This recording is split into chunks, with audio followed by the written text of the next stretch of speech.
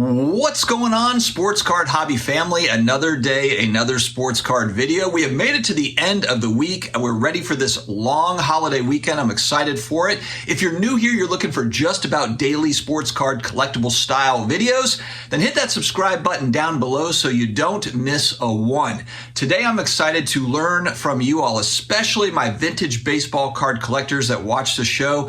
We are going to discuss the SGC 9.5, the finest known copy, versus the PSA 10 Mickey Mantle 52 Topps. Before we dive in, don't forget to go get your 10% off on SlabMags. You've got nice cards. You don't want to have to replace the cases or worry about fading for autographs or for the surface. 10% off. It's the only place on the internet. The link is down below, pinned in the comments, as well as the video description. Also, big thanks to video sponsor DC Sports 87. Maybe you've got cards that you want to sell on eBay, but you don't want the hassle of packaging and shipping and returns and all the stuff. Go to DC Sports 87. They handle the whole thing. Payouts, once you've requested, happen within one business day. Quick and easy. It's all uploaded in real time on their website. Check out DC Sports 87. All right, guys, as I was doing some research, I ran across a couple of different articles. Sports Collectors Digest had a really good article about the PSA 10, the SGC 9.5. I'll put links in the video description as well, kind of to the articles. Marshall Fogel has been in the news quite a bit because he owns one of the three PSA 10 52 Topps Mickey Mantles.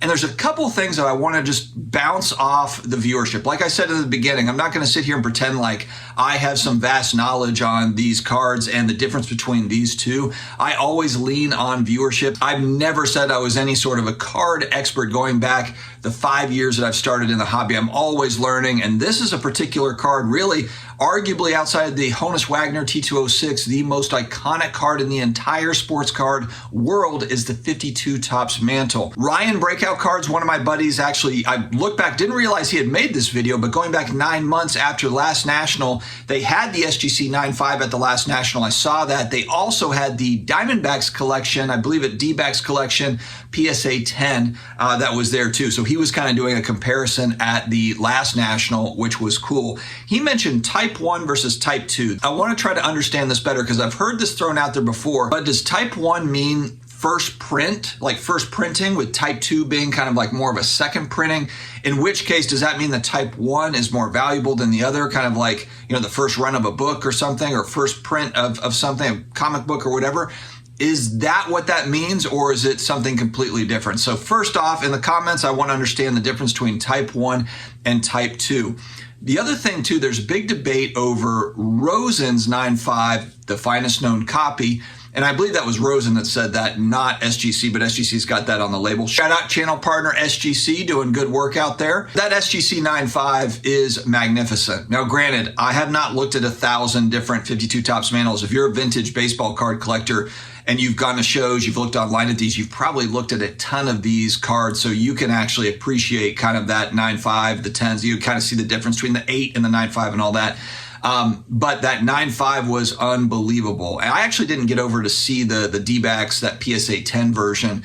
Now, here's the other thing that's kind of interesting. So what Ryan was saying in the video was he actually believes that that 9.5 is a better copy than the D-Backs PSA 10, and it is in the old PSA label. So I know I've heard people that have kind of pushed back on this as like, hey, if PSA graded that today, maybe it wouldn't get a 10. You could maybe say that about any grading company though, and that's tough because look, these PSA 10s look unbelievable. So it's not as if it's a very obvious 8 that's sitting in a 10 case. These are unbelievable looking cards. So I don't know if I really buy into that, you know, if they regraded it, if it would be, you know, an 8 or a 9 possibly.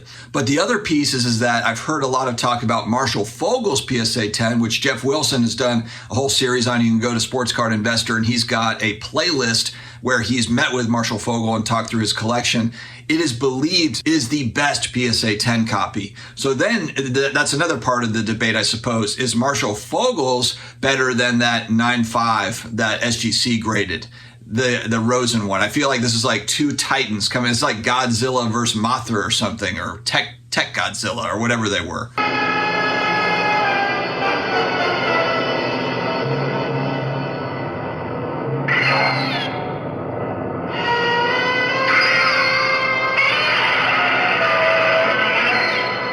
I've also heard rumors that Marshall Fogel's card, as well as Rosen's card, so really kind of the two monsters, came from the same source, came from the original same collection. Is that true? I've heard that through the grape. I don't know if that's just like an urban myth or something, but if anybody knows the answer to this, I want to really kind of dive into and learn more about these two. But I thought that would be really interesting because, man, if they did come from the same source, what a holy grail of a source that was, and what else came from that collection. And so I'll leave a link as well to Ryan's video. Ryan, if you don't know him, Breakout Cards, younger guy, but a vintage wizard. He only really collects mostly vintage and pre-war cards. I was about to say baseball, but he has all sorts of things. He has boxing cards and different things, but he really goes after vintage and pre-war type stuff. So he does know what he's talking about. So certainly check out his video as well. Guys, throw some knowledge into the comments. Like I said, I want this to be open discussion time because I want to learn more about these two and just kind of the history,